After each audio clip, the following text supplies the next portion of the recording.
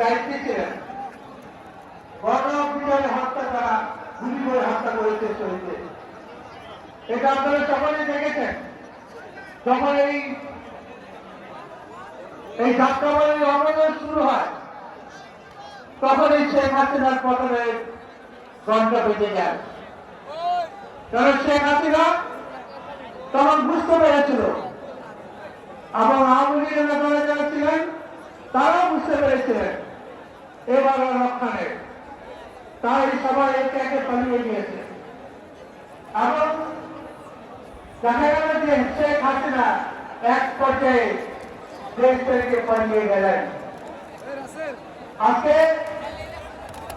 আমরা একটা কথাই বলতে চাই, এই তত্ত্বাবধায়ক সরকার আজকে দায়িত্ব নেওয়ার পরে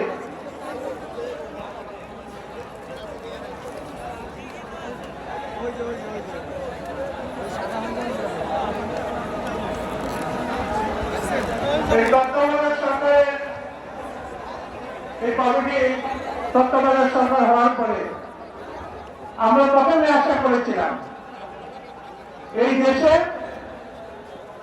একটা গণতান্ত্রিক রাষ্ট্র কায়েম হবে, জনগণ তাদের ভোট দিয়ে তাদের অধিকার প্রতিষ্ঠিত করবে।